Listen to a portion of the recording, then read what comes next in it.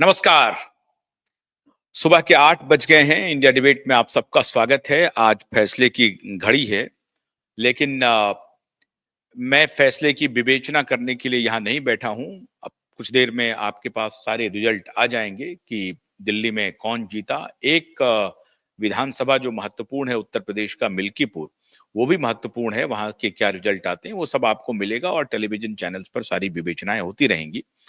लेकिन मैं आपसे थोड़ी देर जो आपके साथ रहूँगा, उसमें मैं सिर्फ़ आपको ये बताना चाहता हूँ कि भारतीय जनता पार्टी अगर सारे जो अ, एग्ज़िट पोल आए हैं और उसमें से अधिकतर एग्ज़िट पोल ने भारतीय जनता पार्टी की सरकार बनवा दी है। तो अगर भारतीय जनता पार्टी जीत जाती है, तो मुख्यमंत्री का चेहरा कौन होगा?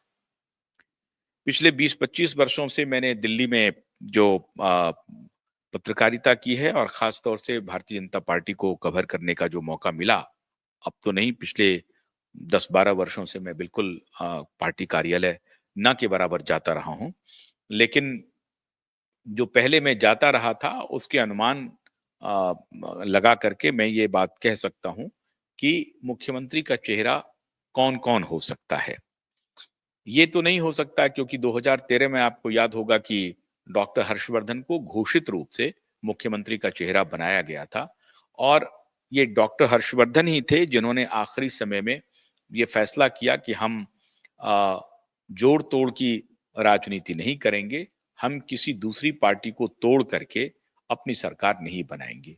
आपको याद होगा कि 3-4 सीटों से महज वो बच गए थे और अगर 3-4 सीट का उनको इजाफा हो जाता, तो वो सरकार दिल्ली में भारतीय जनता पार्टी की 2013 में ही बन जाती।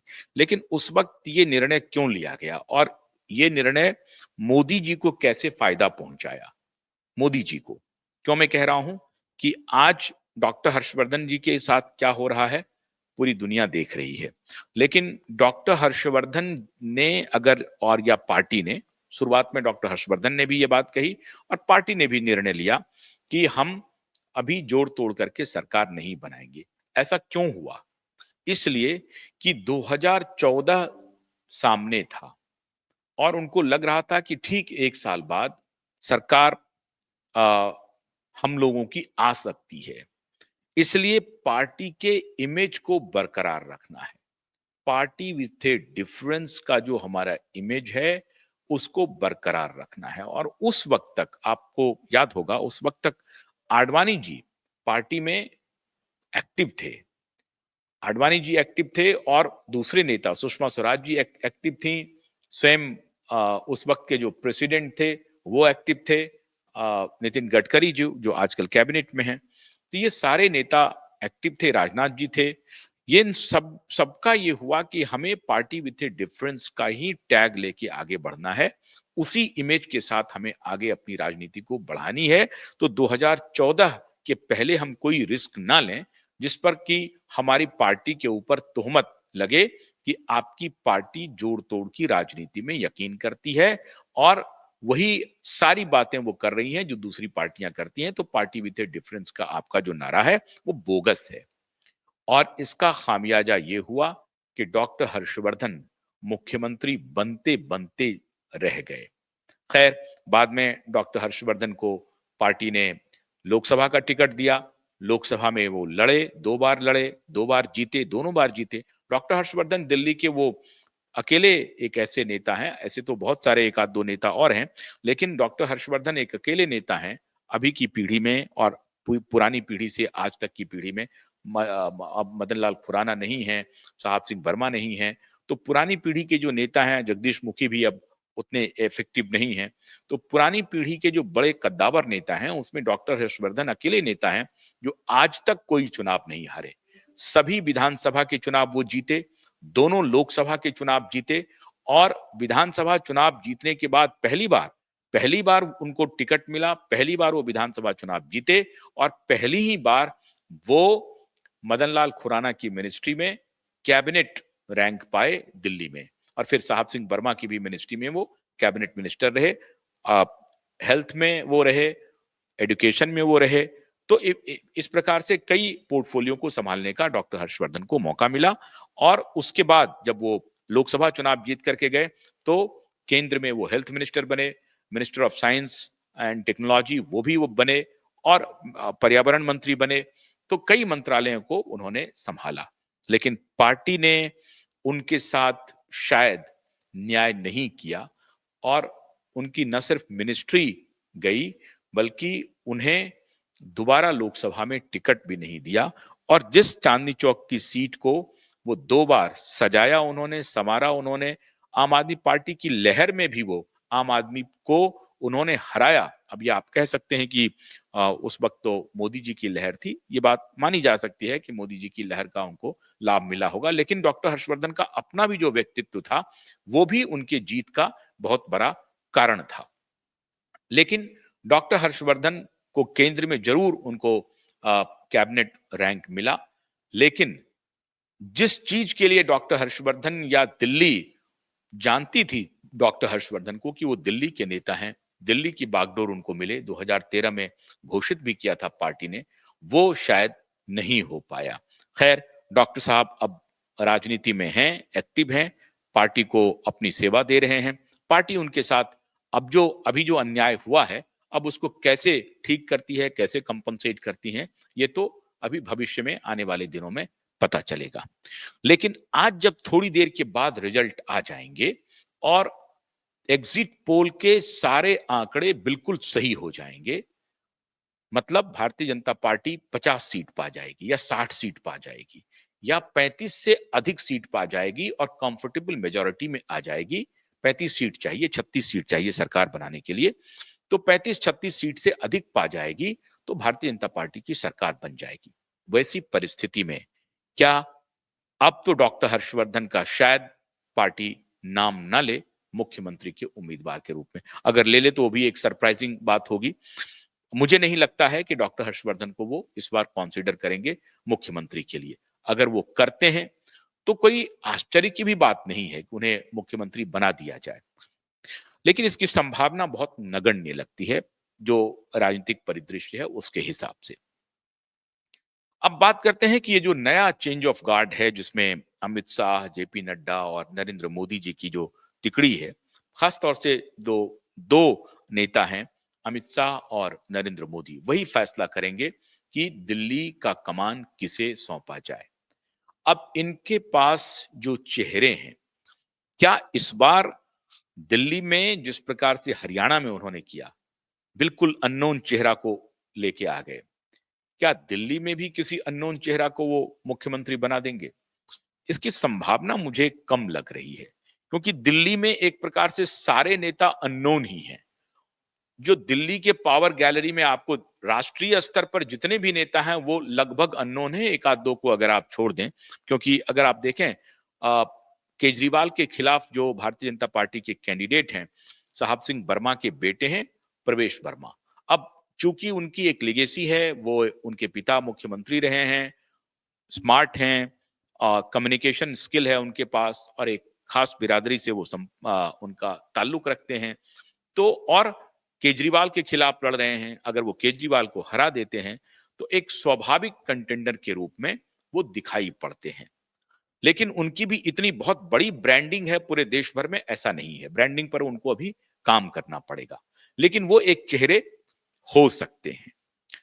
दूसरा आप अगर कहें कि दूसरा चेहरा और कौन हो सकता है, अभी आप देखें कि लोकसभा में यकायक मीनाक्षी लेखी को नई दिल्ली से हटा करके बांसुरी स्वराज को लाया गया, लेकिन बांसुरी स्वराज सांसद हैं, वो विधानसभा में नहीं है। हो सकता है बांसुरी स्वराज के बारे में चर्चा चल रही थी कि बांसुरी स्वराज के नेतृत्व में चुनाव लड़ा जाएगा, लेकिन जहां मोदी जी हैं वहां किसी और नेता के नेतृत्व की आवश्यकता नहीं है भारतीय जनता पार्टी को, तो मोदी जी के ही चेहरे पर यहां दिल्ली का भी चुनाव लड़ा गया। और उसके बाद जो आप कहें कि 3-4 दिन पहले जो बजट का जो आ, की जो घोषणा हुई, बजटीय घोषणा जो हुई, उसमें जिस प्रकार से मिडिल क्लास को जो एक प्रकार से बोनांजा दिया भारतीय जनता पार्टी ने, लोग कह रहे हैं कि वो टर्निंग फैक्टर हो सकता है। और पिछले कई महीनों से संघ और भारतीय जनता पार्टी के कार्यकर्ता जिस प्रकार से दलित बस्तियों में जाकर के इवन कि माइनॉरिटीज बस्तियों में जाकर के सभाएं ले रहे हैं, मिडिल क्लास की बस्तियों में जाकर के सभाएं ले रहे हैं। उससे ऐसा लगता है कि इस बार पार्टी ने तय कर लिया था कि हमें चुनाव लड़ना है और जीतना है। तो इस आधार पर एक एक आप कह सकते हैं कि एग्जिट पोल के नतीजे शायद सही हो सकते हैं, लेकिन अब तो बस थोड़ी देर और इंतजार कीजिए, आपको नतीजे मिल जाएंगे। मासरी स्वराज का भी नाम चल रहा था। वो सुषमा स्वराज की बेटी हैं, अच्छा बोलती हैं, पेशे से लॉयर हैं, लोकसभा की सांसद हैं, नई दिल्ली जैसे प्रतिष्ठित सीट से वो सांसद हैं, उनका भी नाम चल सकता है। अगर लोकल लेवल पे पहले महिलाओं की बात कर लेते हैं, उसमें एक हैं रेखा गुप्ता का नाम चल रहा है, शिखा राय का नाम चल रहा है। ये दोनों एक्टिव रही हैं, काफी विजिबल रही हैं सोशल मीडिया पे, पुरानी कार्यकर्ता हैं। वो भारतीय जनता पार्टी में लंबे समय से छोटे-छोटे पदों से वो ऊपर उठ करके आई हैं। तो शिखा राय भी, रेखा गुप्ता भी, ये भी हो सकती हैं। सहलावत करके एक और नेता हैं, लेकिन वो सांसद हैं। उन्हें भी आप कंसीडर कर सकते हैं। तो महिलाओं में बहुत ही लिमिटेड स्कोप है। ये 3-4 चेहरे हैं जिस पर पार्टी विचार कर सकती है। अब इसके अलावा स्टेट प्रेसिडेंट वीरेंद्र सचदेवा, पिछले दिनों उनकी थोड़ी बहुत ब्रांडिंग हुई और बहुत ही हैंडपिक्ड हैं वो, अमित शाह जी के द्वारा, नड्डा जी के द्वारा या मोदी जी के द्वारा, तीनों के द्वारा कह लें। और पहले वो कार्यकारी अध्यक्ष बने, फिर बाद में परमानेंट दिल्ली प्रदेश के अध्यक्ष बने और बहुत मेहनत वो कर रहे हैं। काफी जुझारू नेता हैं, युवा हैं, कोशिश कर रहे हैं अपनी पहचान बनाने की, बन भी रही है उनकी पहचान, लेकिन वो इस बार विधानसभा चुनाव लड़ नहीं पाए हैं, उनको टिकट नहीं मिला था। तो क्या उन्हें भी पार्टी चुन सकती है चीफ मिनिस्टर के पद के लिए? बहुत मुश्किल लग रहा है, क्योंकि फिर उन्हें चुने, फिर कोई दूसरा व्यक्ति कहीं से विधानसभा का पद से इस्तीफा दे और तब जाकर के फिर वो चुनाव लड़ें, फिर वो पहुंचे। इतनी शायद कवायद हमको नहीं लगता है कि पार्टी करेगी। फिर भी वो भी एक कंटेंडर हो सकते हैं।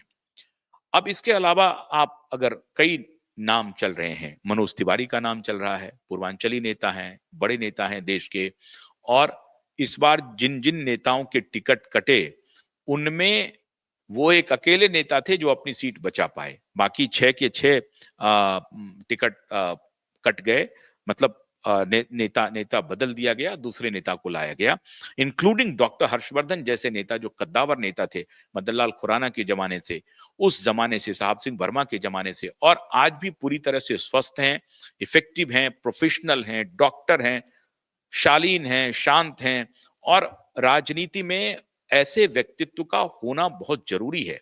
मैं कई बार सोचता हूं कि डॉक्टर हर्षवर्धन के साथ पार्टी ने ऐसा क्यों किया। पार्टी अगर डॉक्टर हर्षवर्धन को केजरीवाल के सामने रख करके लड़ाते और इस तरह का अगर तैयारी होती तो जीत तो सुनिश्चित थी। वैसे जीत और भी सुनिश्चित हो गई है। मोदी जी के सामने कोई नेता हो महत्व नहीं रखता है, क्योंकि मोदी जी की आंधी बह रही है और मोदी जी नहीं, पूरी पार्टी एक प्रकार से लगी हुई है। तो पूरी ताकत से आप कह सकते हैं उसमें हर्षवर्धन जी आए ना आए, लेकिन एक अच्छे नेता को एक पार्टी ने उनके साथ ऐसा क्यों किया, मैं बार बार ये कह रहा हूं, ये पार्टी को चिंतन करना चाहिए। अब जो दूसरे हैं, मनोज तिवारी का मैंने आपको जिक्र किया, इसके अलावा कुछ नाम चल रहे हैं, जैसे कपिल मिश्रा है। वो एक अग्रेसिव हिंदू फोर्स के रूप में, हिंदू लीडर के रूप में दिल्ली में उन्होंने अपनी पहचान बनाई है, लेकिन आम आदमी पार्टी से आए हैं। तो उनकी लॉयल्टी कितनी है, वो कोशिश तो कर रहे हैं हिंदू हृदय सम्राट बनने की स्थानीय स्तर पे, लेकिन उनको मुख्यमंत्री के रूप में कंसीडर किया जाएगा, हमको नहीं लगता है, कहना मुश्किल है। जो दूसरे और जो बाकी नेता है, रमेश बिधुड़ी का भी नाम आ रहा है। वो कई बार सांसद रहे हैं, रमेश बिधुड़ी विधायक रहे हैं, रमेश बिधुड़ी, उनको विधायकी का भी अनुभव है, सांसद भी रहे हैं, उनका भी अनुभव है, लेकिन बोल इनके कई बार बिगड़ जाते हैं। इसको लेकर के कई बार केंद्रीय नेतृत्व जो है वो संकट में पड़ जाती है। तो नेतृत्व अगर इनके ऊपर अंकुश रख करके कुछ चला सके तो ये भी एक तेज तर्रार नेता है। इनको भी चुना जा सकता है, मतलब इनके भी नाम चल रहे हैं, ये भी रेस में हो सकते हैं, रमेश बिधुड़ी भी हो सकते हैं। अब इसके अलावा जो आपको लग रहा होगा कि किसी सरप्राइजिंग फैक्टर हो सकता है, कांग्रेस से आए हुए 2-3 नेता हैं बड़े, अरविंदर सिंह लवली हैं जो जब कांग्रेस शीला दीक्षित की सरकार थी, लगातार मंत्री रहे, तीनों टर्म वो मंत्री रहे और अच्छे-अच्छे पोर्टफोलियो को उन्होंने संभाला। एजुकेशन मिनिस्टर रहे, हेल्थ मिनिस्टर रहे। हेल्थ मिनिस्टर तो डॉक्टर ए.के. वालिया थे, अब वो नहीं हैं। लेकिन कई मिनिस्ट्री को संभालने का उनको मौका मिला और बहुत बढ़िया उन्होंने संभाला। आज तक कोई करप्शन का उनके ऊपर कोई चार्ज नहीं लगा।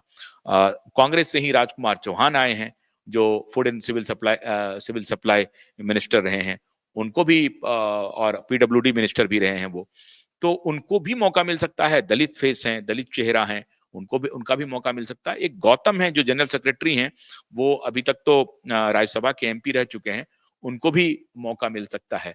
तो 2 लोग जो बाहर से आए हैं, मतलब कांग्रेस से जो भारतीय जनता पार्टी में आए हैं, जिनको की एडमिनिस्ट्रेशन का अनुभव है, उनको भी बनाया जा सकता है।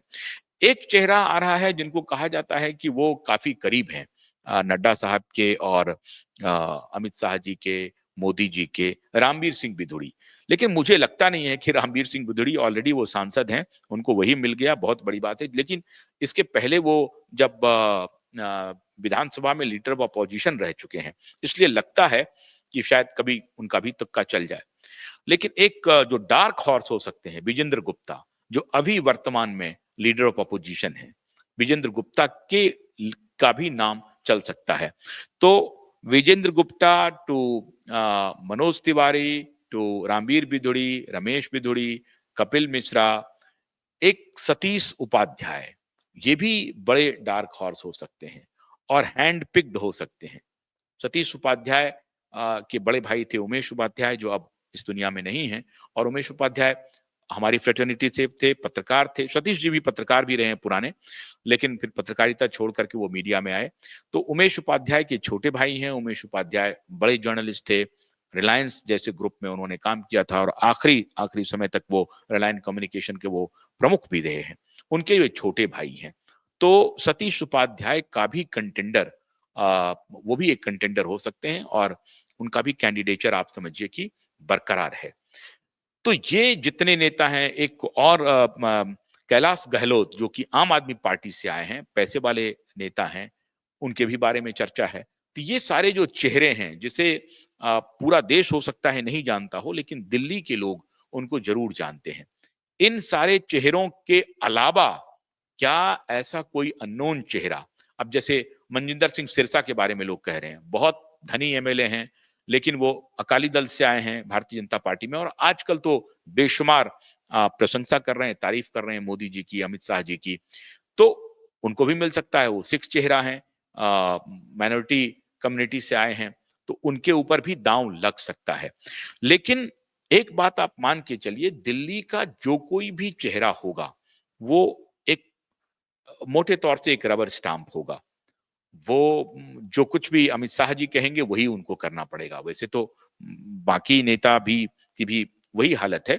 लेकिन दिल्ली में तो बिल्कुल आप मान के चलिए कि हर चीज उनको ऊपर से ही पूछ करके करना पड़ेगा, तो जो भी होगा।